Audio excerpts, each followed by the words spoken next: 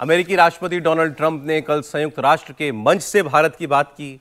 उनको बोलना था यूएन जनरल असेंबली में, और बहुत दुनिया देख रही थी कि ट्रंप यहां से क्या बोलेंगे।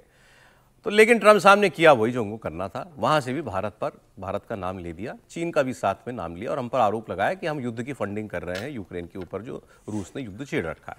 यूएन जनरल असेंबली में संबोधन में ट्रंप ने कहा कि दोनों पड़ोसी देश रूस से तेल खरीदना जारी रखकर रूस को यूक्रेन युद्ध के लिए फंड कर रहे हैं।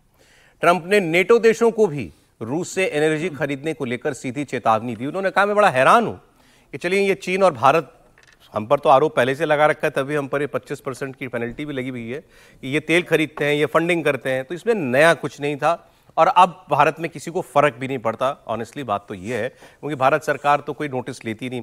कल मैं देखा था राजनाथ जी ने जो मोरक्को में गए थे, तो वहां उन्होंने इस बात का जवाब भी दिया, डिफेंस मिनिस्टर राजनाथ सिंह ने, उनसे वहां बात हुई थी कि भाई भारत जवाब क्यों नहीं देता, बोल करके भारत का विदेश मंत्रालय या प्रधानमंत्री कुछ क्यों नहीं कहते। तो उन्होंने कहा कि देखिए जो समझदार लोग होते हैं वो हर बात पर रिएक्ट नहीं करते, भारत हर बात पर इसलिए रिएक्ट नहीं करता। तो ट्रंप बोलते रहे, कोई उसमें कुछ बात नहीं है, लेकिन उन्होंने कहा आश्चर्य मुझे यह है कि यूरोप के देश भी खरीद रहे हैं रूस से, तो तुम चाहते हो कि मैं रूस के ऊपर प्रतिबंध लगाऊं और तुम तेल खरीदते रहो, तो ये तो नहीं चलेगा।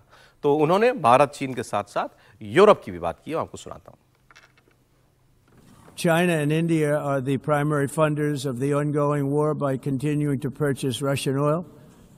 But inexcusably, even NATO countries have not cut off much Russian energy and Russian energy products, which, as you know, I found out about 2 weeks ago, and I wasn't happy. Think of it. They're funding the war against themselves.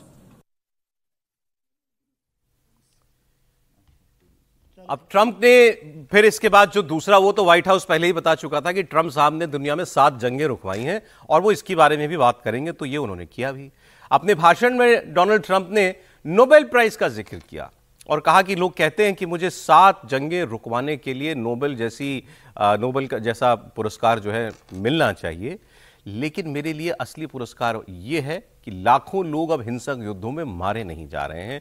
मेरे लिए महत्वपूर्ण पुरस्कार जीतना नहीं, जीवन बचाना है। अब यहां आप समझिए, ये ट्रंप साहब की हताशा है, क्योंकि उनको समझ में आ गया कि अब ये नोबेल के लिए मैं कितना अपने आप को बोलूं, कितना मैं बात बढ़ाऊं।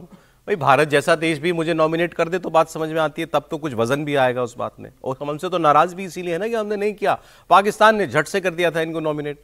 तो अब वो पहले ये कहते थे कि नोबेल मुझे मिलना ही चाहिए, अब वो कहते हैं ना मिले तो कोई बात नहीं, तो अब वो दूसरी लाइन पर आ गए। लेकिन हां, क्रेडिट लेने के लिए उन्होंने यूएन का मंच भी छोड़ा नहीं। Everyone says that I should get the Nobel Peace Prize for each one of these achievements. But for me, the real prize will be the sons and daughters who live to grow up with their mothers and fathers, because millions of people are no longer being killed in endless and unglorious wars. What I care about is not winning prizes, it's saving lives. We saved millions and millions of lives with the 7 wars. And we have others that we're working on and inject the faith.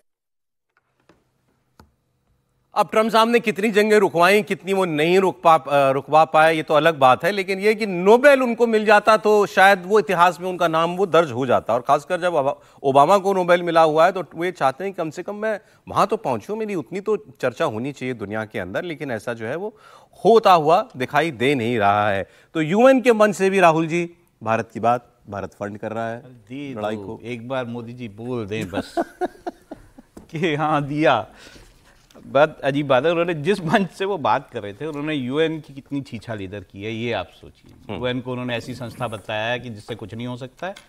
वो एक चिट्ठी लिखने लायक है बस, कि जिसमें सख्त, हाँ, उन्होंने बड़ी सख्त चिट्ठियां लिखते हैं, इसके अलावा कुछ नहीं, उसके अलावा कुछ नहीं करते हैं। फिर उन्होंने दूसरा अपने नेटो देशों के लिए क्या कहा, वो आप देखो। उनको कहा कि your countries are going to hello.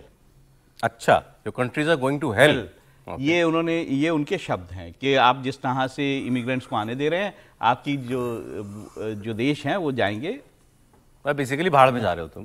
तो अब आप क्या, ऐसे व्यक्ति से आप क्या मतलब एक्सपेक्ट करते हैं?